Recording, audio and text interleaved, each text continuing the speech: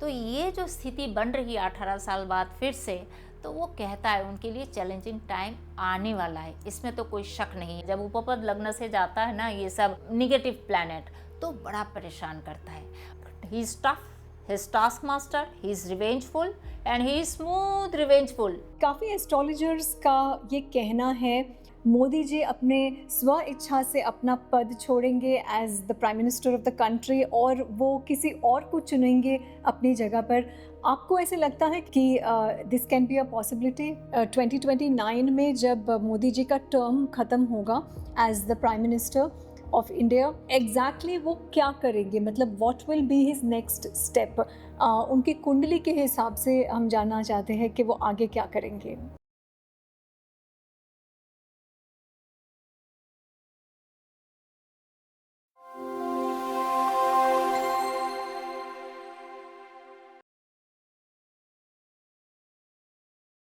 नमस्ते, मैं हूँ प्रीतिका राव। स्वागत है आपका उस चैनल पर जिसने एस्ट्रोलॉजी पॉडकास्ट को इंडिया में ट्रेंड किया है फॉर अ ग्लोबल ऑडियंस। इस चैनल ने नव भारत ग्रुप के तरफ से best astrology and spiritual podcast का अवार्ड भी हासिल किया है।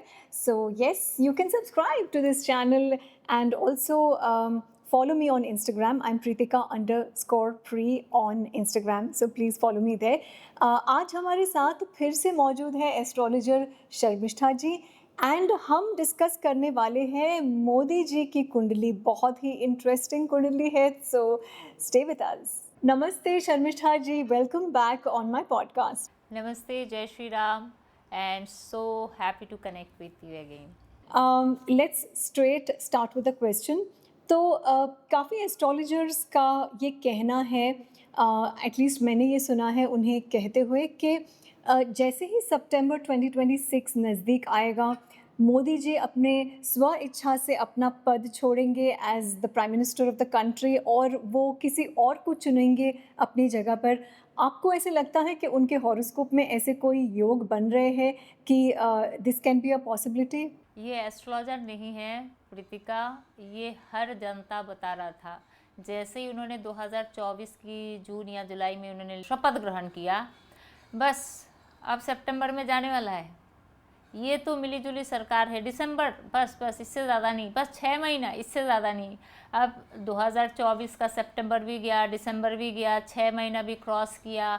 अभी तो हम 2026 की अब जून में है, तो जून भी ख़त्म हो रही है अभी। तो आप समझ सकते हो कि दीज आर ऑल स्पेकुलेशन। बहुत सारे लोग फ्रस्ट्रेटेड भी है, चाहते हैं कि जाए, और बहुत सारे लोगों ने कॉमन सेंस लगाया कि बीजेपी को तो मिलीजुली सरकार चलाना नहीं आएगा। Modi ji is very level headed person, he is strong, his personality, तो उनको कौन, उनके साथ मिलजुल के कौन चलेगा। और उनमें वो चीज़ नहीं है। राजनीति कूटनीति अलग बात है, पर इतने सारे अलग अलग आइडियोलॉजी के जो, मतलब थोड़ा बहुत तो डिफरेंस है ही, अलग अलग पार्टी, रीजनल पार्टीज़ के साथ वो मिलजुल के चल नहीं पाएंगे। तो बात यह है कि समय ने और मोदी जी ने, दोनों ने, एस्ट्रोलॉजी जो है this is the science of time. हम क्या बोलते हैं, टाइम ही बता रहे हैं ना कि मोदी जी की टाइम अच्छा आएगा बुरा आएगा, राहुल गांधी का टाइम अच्छा आएगा बुरा आएगा। So this is the science of time. तो समय ने और मोदी जी ने, दोनों ने मिल के ये प्रूफ कर दिया है कि देखो ये सब गलत है, मैं हूँ, मैं चलाता जा रहा हूँ और मैं रहूँगा। अब बात ये है, कुछ लोग ये भी बोल रहे थे कि जैसे 75 ईयर्स हो जाएगा और फिर मोदी जी सोचेंगे कि अब मैं संन्यास ले लेता हूँ, मतलब मैं खुद ही रिटायरमेंट ले लूँगा। अब 75th ईयर तो उनका हो गया है, कहाँ 2025 की सितंबर की, वो सितंबर में पैदा हुए थे, वहीं पे हो गई है। अभी तो 2026 की सितंबर आ रही है, क्योंकि जुलाई और अगस्त 2 ही महीना है, उसके बाद तो 2026 की सितंबर आने वाली है। वहाँ पे भी मोदी कहीं जाने वाले नहीं हैं, तो मोदी जी कहीं नहीं जाने वाले हैं। मोदी जी यहीं पे है, यही रहेंगे।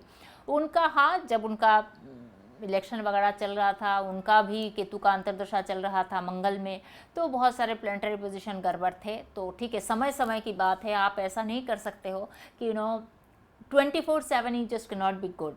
तो उनका भी एक डाउन टाइम था, तो ये सारा चीज़ है। पर उन्होंने एक चीज़ और दिखाया, एक चीज़ ध्यान दीजिए कि कैसे बीजेपी एंड मोदी जी, जिनको अब तक 30+ दुनिया भर के इंटरनेशनल देश के जो सर्वोच्च सम्मान से उनको सम्मानित किया गया है, ऐसे लीडर भी बाकी रीजनल पार्टी, छोटे छोटे पार्टी, जो सब छोटे छोटे पार्टी है, छोटे छोटे पार्टियों के साथ मिलके ताल मिला के वो बैलेंस करके चल पाते। He actually told everyone this one. अब बात आती है कि क्या आगे ऐसा होने वाला है? मुझे ऐसा नहीं लगता है। मुझे नहीं लगता। आपने तो सिर्फ 2026 सितंबर के बारे में बोला। मुझे 2026 सितंबर में मोदी जी, मेरी गारंटी है मोदी जी कहीं नहीं जाने वाले हैं। 2026 अक्टूबर में भी हम एक पॉडकास्ट कर सकते हैं जहाँ पे हम बात करेंगे इसी चीज़ का कि अब आगे मोदी जी क्या करने वाले हैं। So Modi ji is not going to go anywhere in 2026, 2027 आगे देखा जाएगा, उस पर और बात करें। मैं चाहती हूँ आप मुझे सवाल करें, एक ही सवाल में मैं सब जवाब दे दूँ, मैं नहीं चाहती हूँ। मोदी जी अभी तो रहने वाले हैं, पर हाँ 2027 में उनके लिए कुछ बड़ी हार्ड टाइम आने वाली है। ये मैं आज से नहीं, मैं पिछले कई सालों से बोल रही हूँ। मेरे ख्याल से 2024 से मैं बता रही हूँ कि 2027 और थोड़ा बहुत 8 भी हल्का सा, it's not going to be so good. 2008 में आपको याद है कि नहीं पता नहीं प्रीतिका, जब मोदी जी थे वहाँ पे चीफ मिनिस्टर थे गुजरात में, तो 2008 में एक साथ सीरियल ब्लास्ट हुआ था अहमदाबाद में, गुजरात के अलग अलग जगह में सीरियल ब्लास्ट, वो भी 17 या 21 में भूल गई हूँ कितना नंबर एग्जैक्टली क्या था, बट 17+ इतना मुझे याद है। 17+ ब्लास्ट हुआ था एक ही टाइम में, मतलब कुछ घंटों में, मतलब 1 घंटा या 1.5 घंटे में एक साथ। And being a chief minister of that state, आपको कैसा महसूस हो रहा होगा। So he went through a huge trouble, मतलब there was a shock for him. इस बार भी क्या हो रहा है, राहु, ये एंड ऑफ द 2026 राहु आ रहा है कैप्रिकॉर्न में, जो उनका 3rd हाउस है, और केतु जा रहा है 9th हाउस कैंसर में।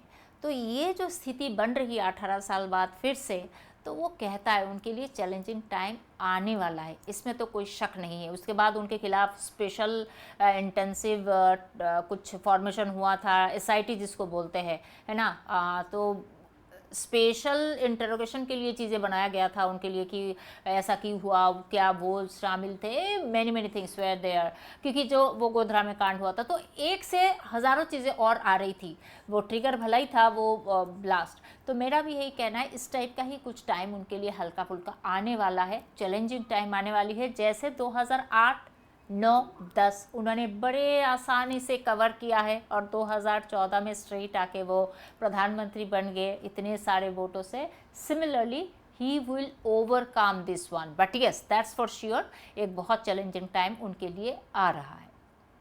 So 2026 has been a very challenging year for the world. काफ़ी सारे wars हुए हैं. Of course ये US ईरान को लेकर बहुत ही turbulence हुआ है world में.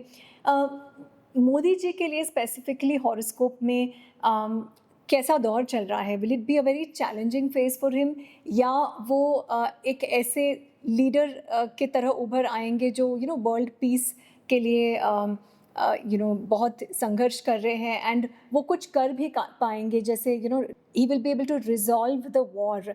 दो लोग जो लड़ रहे हैं, दो कंट्रीज़ जो लड़ रहे हैं, उनके बीच वो एक अमन ला पाएंगे। ऐसे आपको कहीं नज़र आ रहा है उनके हॉरोस्कोप पे, और आपको लग रहा है कि बहुत ही चैलेंजिंग रहेगा फेज़ उनके लिए? मोदी जी के लिए ये साल चैलेंजिंग है, ये तो मैं दिसंबर से बता रही हूँ, साल शुरू होने से पहले, क्योंकि this is the year for protest, chaos, accidents, fire accidents, air accident, train accident, मतलब ये जो साल है, ये साल है ही केओस के लिए। स्पेशली जुलाई तक तो बहुत, जून जुलाई तक तो बहुत, जिस वजह से, जबकि नवंबर में जब इतने बहुमत से बिहार का इलेक्शन जीते ना, तो सब ने बोला वाह, अब बीजेपी जो है ना एकदम फॉर्म में आ चुका है, क्योंकि एक के बाद इलेक्शन जीते ना। पहले तो दिल्ली का इलेक्शन जीता, दिल्ली के इलेक्शन के बाद क्या बोलते हैं महाराष्ट्र का इलेक्शन जीता, और फिर बिहार भी जीत गए, और वो इतने मतलब बहुमत से एकदम बाप रे बाप। सो इसके बाद सबने बोला है कि they are on the best form, मतलब भलाई 2024 में थोड़ा नंबर कम आया है, वो 400 पार नहीं हुआ है, पर फिर भी अब तो लग रहा है वो उनका बेस्ट फॉर्म में है। पर मैंने बोला नहीं, आप आने दीजिए। 2026 की जो प्रेडिक्शन है ये ऐसा है कि सरकार को परेशानी होगी, इस देश के जनता भी परेशान हो जाएंगे अलग अलग चीज़ों से, केओस, स्ट्रेस, प्रोटेस्ट, हादसा, नेचुरल कैलामिटीज़, ये सब चीज़ें चलती रहेगी। तब लोगों को लगा अभी बीजेपी तो एकदम फॉर्म में है, अब क्या ही हो जाएगा। तो जैसे जैसे ये साल शुरू हुआ, हमने देखा है कि सब जो इतना रौनक था, best of the best performance में बीजेपी था, वहाँ पता चल रहा है कि अचानक यूजीसी का जो नया रूल्स आया है, यूजीसी आज से नहीं है, वो कांग्रेस के ज़माने से है, उसमें जो नया प्रोविज़न आया है उससे लोग ये बोलना शुरू किए। मेरे प्रोफाइल में, मेरे ट्विटर पे लोगों ने खुद से होकर लिखा है कि हम 25 साल से बीजेपी को वोट देते हैं, हमारी पूरी खानदान बीजेपी का है, मामा के साइड के, चाचा के साइड के सब है, अब और बीजेपी को वोट नहीं देंगे। क्यों? बीजेपी हमारी भविष्य के, मतलब हमारे जो नेक्स्ट जनरेशन है, जिनकी जो लोग पढ़ाई लिखाई, डॉक्टर, इंजीनियर बनना चाहते हैं, उनका भविष्य वो खराब कर रहे हैं, तो हम वोट नहीं देंगे। मतलब मुझे तो आइडिया भी नहीं था ऐसा कुछ हो सकता है कि ये तो एजुकेशन के लिए है, रूल्स है, जो कोटा सिस्टम है, तो ये एक चीज़ अचानक से, मतलब ऐसे बोलते हैं ना कि आ बैल मुझे मार, अपने पैरों पे कुल्हाड़ी मारने लायक कुछ एक बीजेपी कर देगा, मतलब सरकार करने वाली है बीजेपी की सरकार, और एक सेकंड में पलक झपकते सब लोग उनके खिलाफ होने वाले हैं। I never thought in this way, I knew कि ये होने वाला है, पर होगा क्या कहानी, I had no idea, I completely had no idea. तो जब ये शुरू हुआ फरवरी मार्च से, फिर तो लोग बहुत मुश्किल में आए। अब उसको लेके फिर नीट का पेपर लीक हुआ, और लोग रास्ते पे आ गए, और लोग परेशान हो गए। फिर कुछ लोगों ने, आपके लोग, आपके पार्टी जो है वो सारे, कुछ लोग ऑपोजिशन के सारे लोग मिलके एक साथ होके सीजेपी कॉकरोच जनता पार्टी बना लिया, धरने की बात करने लगे, कुछ हुआ नहीं। दैट्स व्हाट आई से कि 2026 is the year for protest, sabotage also, हाँ, protest, sabotage, chaos, calamity, accident, fire accident, rail accident, road accident, हर टाइप की मुसीबत होगी। पर गवर्नमेंट फिर भी जैसे तैसे इसको, द मैन्यूवरिंग जिसको बोलते हैं, उसको इसी रास्ते से इतनी मतलब क्या बताओ, वो जो पहाड़ी में होता है ना, इतना सा रास्ता होता है, आप जब सिक्किम जाते हो आपको ऐसे रास्ता मिलता है कि भाई थोड़ी सी भी यहाँ वहाँ जब स्लिप कर जाएंगे, but the expert driver knows how to drive on those dangerous roads. BJP ने भी यही दिखाया कि अभी क्या हो गया, इतनी ही परेशानी में जब यूजीसी के खिलाफ लोग आगे हैं, जब गैस, मतलब ईरान की वजह से गैस हमारे पास नहीं है, हमने तो गैस नहीं रुका है, दैट्स वेरी ऑब्वियस, सारे देश में हो रहा है, हमारी देश सबसे कम इम्पैक्ट हुआ है। आप बांग्लादेश को देखो, आप चाइना को देखो, आप क्या बोलते हैं इसको, पाकिस्तान को देखो, बहुत बुरे हाल है उनका। सो हमारा तो फिर भी कम हुआ है। एंड स्टिल बंगाल का इलेक्शन बहुत अच्छा नहीं, बहुत अच्छे से जीते, मेजॉरिटी से जीते। फिर असम का इलेक्शन तो जितना ही था और बेहतर तरीके से जीते, पौंडीचेरी जीत गए। सो ये मैं कह रही हूँ कि समय 2026 इज़ वेरी टफ, पर इतना टफ नहीं है कि आप सरकार को गिरा दो। तो 2026 मोदी जी के लिए ऑलरेडी चैलेंजिंग शुरू हो गया है। अभी नया चैलेंज मोदी जी के लिए क्या आ रहा है कि आपने क्या बनाया था, आपने मंदिर तो बना लिया था, आपने मंदिर में जो लोग रखे हैं वो लोग तो आपने ढंग से नहीं लगाया, आप तो मंदिर करते हो, आप हिंदुओं के लिए नहीं हो, ये सब बातें आने लगे, लोग प्रोटेस्ट की सुनने लगे। So many things are going on. And that Iran war, वो तो बंद नहीं हो रहा है, वो थर्सडे, फ्राइडे, सैटरडे, संडे तक बंद रहता है, मंडे आते ही फिर से वो कुछ वार शुरू हो जाती है, ईरान कुछ स्ट्राइक करता है और यूएस कुछ स्ट्राइक करता है। सो जिस वजह से क्या हो रहा है, सप्लाई चेन में हल्का फुल्का तो अब बहुत काफ़ी अच्छा हुआ है, पर फिर भी थोड़ी सी परेशानी है। So many things this existing government, जो रूलिंग गवर्नमेंट है, उनको अभी फेस करना पड़ रहा है 2026 में, but they are sustaining very well.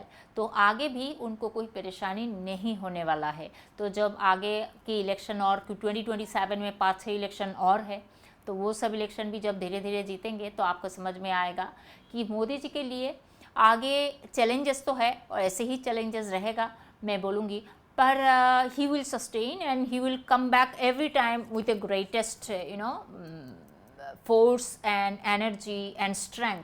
तो चैलेंजेस तो है। आप अगर मुझे बोलते हो कि आगे का टाइम अभी 6 महीना आगे और है, कैसा रहेगा, मैं बोलूँगी अगस्त से लेके, अगस्त से, जुलाई से भी नहीं, अगस्त से लेके हल्का फुल्का चीज़ें जो है थोड़ा सा और बेटर होगा। पहला 6-7 महीना जैसा गया है उससे बेटर होगा, पर फिर भी it's not so good phase right now. मंगल का महादशा कभी किसी देश के लिए उतना अच्छा नहीं जाता है, कहीं ना कहीं पे केओस है, टेररिज्म है, ये सब चलता ही रहता है, because Mars is very hot headed, Mars is very, मंगल जो है एक्शन ओरिएंटेड है, क्यों तो केओटिक तो नहीं बोलूँगी, थोड़ा झगड़ेलू टाइप है, दंगा फसाद चलता रहता है, ब्लड शेड होता रहता है, कुछ नहीं हो रहा है तो पता चलेगा कि अच्छा चलो प्लेन क्रैश हो गया, कुछ नहीं हो रहा है तो कुछ और सैबोटेज हो गया। सो ये सारे चीज़ें जो है वो कहीं ना कहीं पे चलते जाएंगे, पर अगस्त से लेके दिसंबर तक much more better phase than January to July, इतना पक्का है। आप इतना टफ टाइम अगर मोदी जी ने मैन्यूवर कर लिया है तो आने वाले जो है 5-6 महीना वो अच्छा बढ़िया कर लेंगे वो। सो यहाँ एक और सवाल उठता है कि 2029 में जब मोदी जी का टर्म ख़त्म होगा as the prime minister of India, exactly वो क्या करेंगे, मतलब what will be his next step? उनकी कुंडली के हिसाब से हम जानना चाहते हैं कि वो आगे क्या करेंगे। मैं जो कह रही थी कि 27-28, ये 28 तो पूरा नहीं एक्चुअली, जो भी हो, तो 2027 जो है उनके लिए बहुत परेशान वाला साल रहेगा, जो मैं शुरू में बता रही थी। 28 का भी आधा, 2028 का भी हाफ ऐसा ही रहेगा। अगर उस टाइम में उनका हेल्थ, क्योंकि हेल्थ भी बिगड़ सकता है जब उपपद लग्न से जाता है ना ये सब निगेटिव प्लैनेट, तो बड़ा परेशान करता है। और मूला नक्षत्र के वहाँ पे जो उनका एक सेंसिटिव पॉइंट बनता है, वो हाँ जब जब जैसे राहु जाएगा तो उनको परेशान करेगा। तो उस टाइम में हो सकता है हेल्थ वाइज उनको कुछ परेशानी हो, प्रेशर बढ़ता हो, उनको लगेगा कि नहीं अब और नहीं, मैंने बहुत कर भी लिया है। He will have to feel satisfied as well कि हाँ मैंने बहुत कुछ कर लिया है। पर फिर भी मैं एक चीज़ और बताना चाहती हूँ कि बिना पीओ के लाए मोदी जी चले जाएंगे ऐसा मुझे नहीं लगता है। 75 हो एज की 85 हो, वो बिना पीओ के लाए या फिर उसके ऊपर कुछ रफा दफा बिना किए मोदी जी कहीं नहीं जा रहे हैं। तो पहले पीओ के ऊपर कुछ करना पड़ेगा, उसका रफा दफा, उसके बाद तो अब अभी के अभी तो नहीं हो रहा है। मुझे लगता है 2027 के एंडिंग में जब मोदी जी पीओ के ऊपर आगे बढ़ेंगे, मतलब 2027 में जब वो पीओके के लिए आगे बढ़ेंगे, पीओके आएगा, फिर देखेंगे इलेक्शन का क्या है क्या नहीं, उसके बाद ही वो सोचेंगे जाना है नहीं जाना है, इससे पहले नहीं। अब हेल्थ इन बिटवीन कुछ करता है तो मतलब 29 में, 28 में, 29 में, 28, 29, if health goes is very very wrong, बहुत ज़्यादा डिटेरिएट हो जाती है, तो फिर मुझे नहीं पता, वो बहुत ज़्यादा चांसेस नहीं है, 7 to 8% chance, not even 10% chance की मोदी जी जाने वाले हैं।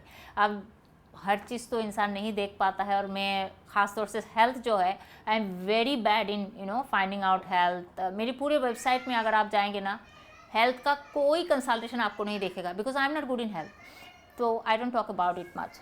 सो 2027 नहीं 8-9 के आसपास उनकी हेल्थ वगैरह भी थोड़ा ख़राब करेगा, तो मुझे लगता है वहाँ पे वो एक ही कैन टेक दिस डिसीजन। ऐसा नहीं है कि वो लेंगे ही लेंगे, पर पहले पीओ के आना, ये आज से नहीं बोल रही हूँ मैं प्रीतिका, ये कई सालों से बोल रही हूँ कि बिना पीओ के लाए मोदी जी कहीं नहीं जाने वाले। इट डजेंट मैटर उनका एज 70, 75, 80 क्या हो रहा है। So this is his pending project. हाँ, ये अपना पेंडिंग प्रोजेक्ट को पूरा करेंगे तभी वो कुछ सोचेंगे। So I think he has time, ऐसा होने की बहुत ज़्यादा संभावना है। As I said, only 7 to 8-9% chances are there that he will drop himself, otherwise वो 2029 के इलेक्शन में भी जाएंगे। और जैसे मैंने पहले भी पूछा था ये सवाल, क्या आपको लगता है कि Modi ji as a peace mediator in the world उभर के आएंगे, समबडी जो एक व्यक्ति जो दो मुल्कों में अमन की बातें करे और अमन लाने में कामयाबी हासिल करे, ऐसे आपको कहीं नज़र आ रहा है उनके हॉरोस्कोप से? ये सब आई एम श्योर ये ऑलरेडी चल रहा है और हो चुका है, पर मोदी जी के हिसाब से वो चीज़ होगा या फिर उनके मीडिएशन से ये चीज़ आगे जाके बनेगा। पहली बात तो ये बनने वाला ही नहीं है। हर 2 दिन में कोई आके मुझे बोलता है कि देखिए आपका ये प्रेडिक्शन गलत हो गया मैडम। कौन सा वाला? ईरान वाला। कैसे? क्योंकि वो जो हर कुछ दिन बाद ट्रम्प ट्वीट नहीं करते कि अभी सब हो चुका है फाइनल, अब बस हम साइन करने वाले हैं, ऐसा है वैसा है, तो लोगों को लगता है कि मैंने तो बता के रखा है 2027 में इसका कुछ रफा दफा होगा। Otherwise there is no absolute peace between Iran and Israel. War पूरी तरह रुकेगी नहीं, वो 2 4 5 10 दिन, हफ्ते 10 दिन के लिए रुक सकता है, बट जो एब्सोल्यूट एक पीस कि हाँ भाई आप कुछ नहीं है, ये नहीं होने वाला है। दैट्स व्हाट आई से। तो अब 2027 से पहले मुझे नहीं लगता ये होने वाला है, और उसमें इंडिया के वजह से बहुत कुछ हुआ ऐसा मुझे नहीं लगता। I don't see that is going to be much, it will be there, पर सिर्फ इंडिया के वजह से ये मैं नहीं बोलूँगी। अगले साल तो इंडिया की डिप्लोमेटिक जो एक स्किल है वो बहुत ज़्यादा उभर के बाहर आएगी, बहुत ज़्यादा, इसमें कोई शक नहीं। 2027, क्योंकि विक्रम संवत का जो राजा और मंत्री दोनों मर्क्यूरी है, मर्क्यूरी इज सुपर डिप्लोमेटिक, जिसको जहाँ क्या बोलना है मर्क्यूरी को खूब आता है। तो अगले साल हमारी डिप्लोमेसी और अच्छी होगी और सही होगी, तो मुझे लगता है अगले साल थोड़ा बहुत और अच्छा होगा, पर हमारे ही वजह से होगा ऐसा मुझे नहीं लगता है। तो मोदी जी के हॉरोस्कोप से आपको उनके चरित्र के बारे में क्या नज़र आता है? क्योंकि हर एक नेता जो है उनका एक एक लक्ष्य होता है, एक गोल्स होते हैं कुछ कि हम देश के लिए क्या कर सकते हैं। या तो उनकी कुंडली में करप्शन नज़र आ सकता है, या तो उनकी कुंडली में ऐसे नज़र आ सकता है कि वो हर काम सेल्फलेसली कर रहे हैं, अपने लिए नहीं कर रहे हैं, दूसरों के लिए कर रहे हैं। तो मोदी जी के हॉरोस्कोप से आपको क्या नज़र आता है? वेरी डिटरमाइंड, उनकी जो फिक्स साइन है, फिक्स साइन इंसान को बताता है कि वो कितना ढीठ है, डिटरमाइंड है, स्टबॉर्न है, बहुत ज़्यादा, बहुत ज़्यादा। स्कॉर्पियो साइन जब इतना एक्टिव हो जाता है, जहाँ उनका लग्न भी स्कॉर्पियो, चंद्र राशि भी स्कॉर्पियो, मंगल भी, और लग्न का मालिक भी वहीं पे बैठा हुआ है। सो इट सेज दैट वो इज़ अ स्मूथ वॉकर, आवाज़ नहीं होने देंगे, और कहते हैं ना कि लाठी तो बजाएंगे आपकी पीठ पे, पर आवाज़ आपको नहीं करने देंगे, आपकी मुंह से आवाज़ नहीं निकालने देंगे। That sort of he is, क्योंकि स्कॉर्पियो साइन में 3 नक्षत्र है। वन इज़ अनुराधा, एक विशाखा, और एक है Jyeshtha. Vishakha is revengeful, Vishakha is having boundless desire. Anuradha is very sweet, इतना फ्रेंडली, मोदी जी लोगों को फ़ोन करके बोल देते हैं। एक इस बार इलेक्शन में मोदी जी ने क्या किया आपको पता है प्रीतिका? वो कोलकाता में, मतलब वो दार्जिलिंग सिलीगुड़ी के पास, वहाँ पे उनका रैली चल रहा था, तो ऑब्वियसली रैली की वजह से, और जिस होटल में वो रुके हुए थे उसकी वजह से ऑब्वियसली लोग, भीड़, फिर क्या बोलते हैं, मीडिया सब वहाँ पहुँच गया। वहाँ पे एक शादी भी हो रही थी, तो शादी पे चले गए उन लोगों से बात करने। अदरवाइज किसी की शादी में प्रधानमंत्री को ले जाना मजाक है क्या? बहुत आपको कितना, you will have to be on that level. वो अपने आप चले गए, इतना फ्रेंडलीनेस है। ये बोलने कि अरे तुम देखो कोई बात नहीं, आप लोग मुझे थोड़ा माफ़ कर दीजिएगा, इलेक्शन की वजह से आपके होटल में रुकना पड़ रहा है, और मेरे रोकने की वजह से आप लोग की शादी में प्रॉब्लम आ रही है, इतना भीड़ भट्टा हो गया, आप लोग की शादी को एंजॉय नहीं कर पा रहे हो, आई एम सो सॉरी। तो वो इतने, मतलब एक प्रधानमंत्री होकर अपने आप चल के चले गए। This is Anuradha, so easy to other people, लगेगा नहीं आपको कि उस लेवल पे है। पर Jyeshtha, oh my God, Jyeshtha is bossy, ये बोला तो यही होना चाहिए। Modi ji is such a task master, लोगों को एक एक चीज़ों की हिसाब लेते हैं होंगे वो लोग, ये मुझे समझ में आता है। जब उनकी सब चीज़ ही वहाँ पे बैठा हुआ है स्कॉर्पियो में, जिसमें इतना कुछ फ्लेवर है, सो यू कैन अंडरस्टैंड वो कितनी, he is tough, he is task master, he is revengeful, and he is smooth revengeful, I mean along with that he is very friendly. Anuradha Mitra, Anuradha नक्षत्र का देवता कौन है? मित्र।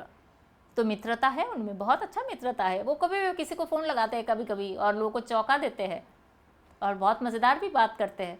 So all this things he has different things. पर सबसे ज़्यादा जो है डिटर्मिनेशन, बहुत बढ़िया डिटर्मिनेशन है उनके पास, ये तो मुझे दिखता है, दूरदृष्टि। तो ये सारी चीज़ें थोड़ी बहुत है, बट ओवरऑल मैं बोलूँगी एक लीडर होने के लिए जो जो चीज़ चाहिए वो मोदी जी में है। तो जैसे मैं हमेशा कहती हूँ कि मुझे एस्ट्रोलॉजी में बहुत यकीन है, क्योंकि मैं खुद एस्ट्रोलॉजी, मैं हॉरोस्कोप देख सकती हूँ, अपना देख सकती हूँ। मैं खुद astrology, you can say I am a student of astrology.